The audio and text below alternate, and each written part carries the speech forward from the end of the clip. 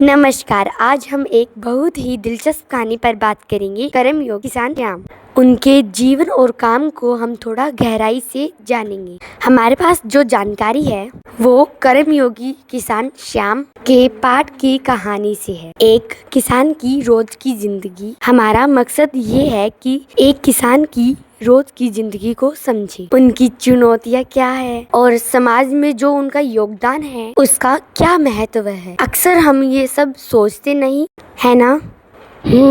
तो चलिए श्याम की दुनिया को करीब से देखते हैं। तो जैसा कि इस पाठ में बताया गया है, श्याम एक बहुत मेहनती और एक ईमानदार किसान है। कहानी कहती है कि उनका दिन सूरज उगने से पहले शुरू हो जाता है। सुबह की पहली किरण के साथ ही वो अपने बैलों को लेकर खेत की ओर निकल पड़ते हैं।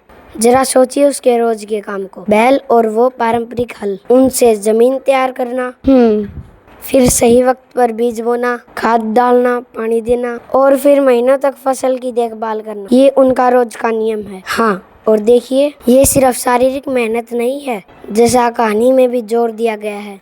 इसमें प्रकृति के साथ एक गहरा जुड़ाव है, एक समझ है। मौसम की अनिश्चितताओं को सहने का धैर्य भी इसमें शामिल है। और ये जो बैल और हल का जिक्र है ना, ये हमें पारंपरिक खेती उस गहरी समझ की याद दिलाता है। बिल्कुल सही। ये सिर्फ औजार नहीं है, ये अनुभव है। हाँ, कहानी में आता है कि वे मिट्टी सूंघकर अंदाजा लगा लेते कि बारिश कब होगी। ये पीढ़ियों का ज्ञान है। हाँ, और ज्ञान के साथ साथ चुनौतियाँ भी कम नहीं हैं। मौसम का तो बहुत बड़ा हाथ रहता है। सबसे बड़ा कि बारिश कम हुई तो फसल सूखने का डर, कभी जरूरत से ज्यादा पानी आ जाए तो फिर सारी मेहनत पर पानी फिरने का डर। बिल्कुल, खड़ी फसल भी बर्बाद हो सकती है, ओले भी पड़ सकते हैं, कुछ भी हो सकता है। लेकिन कहानी में एक बात दिलचस्प है, इन सब मुश्किलों के बावजूद किसान हिम्मत नहीं हारते। हाँ, ये बहुत महत्वपूर्ण बात है और इसका कारण भी गहरा है।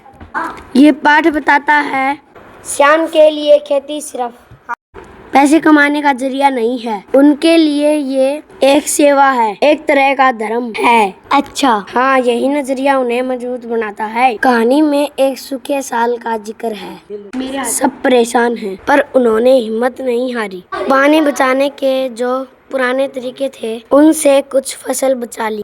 ये हिम्मत, ये जज्बा आता कहाँ से है? यही शायद वो कर्मयोगी किसान वाली बात सामने आती है ना? बिल्कुल। देखिए, उनके लिए ये काम एक जिम्मेदारी है, समाज की सेवा है। कहानी में उनके शब्द हैं, वो कहते हैं कि ये मिट्टी सिर्फ मेरी नहीं, ये तो धरोहर है।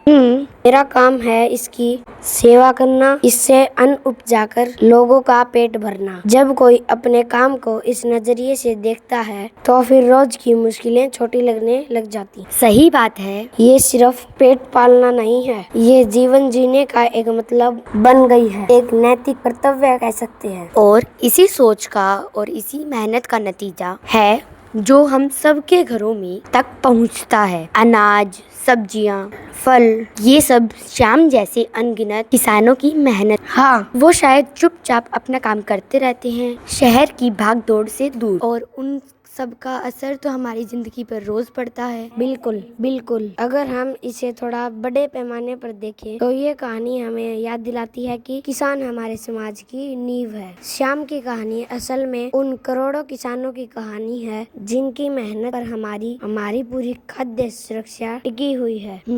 और सिर्फ खाद्य सुरक्षा ही नहीं, एक तरह से पूरा सामाजिक ढांचा। पाठ ये भी कहता है कि हमें सिर्फ उनकी उपज का सम्मान नहीं करना चाहिए, बल्कि उनके अथक परिश्रम का, प्रकृति के प्रति उनके गहरे सम्मान का आदर करना सीखना होगा। कहानी से हमने क्या सीखा? श्याम की इस कहानी से हमने क्या सीखा? एक किसान का वो अथक परिश्रम, प्रकृति की चुनौतियों के आगे उसका मजबूत इरादा, और खेती को सिर्फ काम नहीं बल्कि कर्तव्य मानने का वो उसका गहरा नजरिया। ये सिर्फ एक कहानी नहीं है, ये जीवन मेहनत और समाज के प्रति एक जिम्मेदारी का एक पाठ है। हाँ, ये हमें एक सवाल के साथ भी छोड़ती है ना? श्याम की एक कर्मयोगी भावना जानने के बाद क्या हम अगली बार अपनी थाली में खाना देखेंगे तो एक पल रुक कर सोचेंगे कि ये कहाँ से आया है? इसे उगाने वाले के लिए हमारे मन में कितना सम्मान है, कितना आभार है। शायद इसे सोचना ही इस कहानी का सबसे बड़ा हासिल है।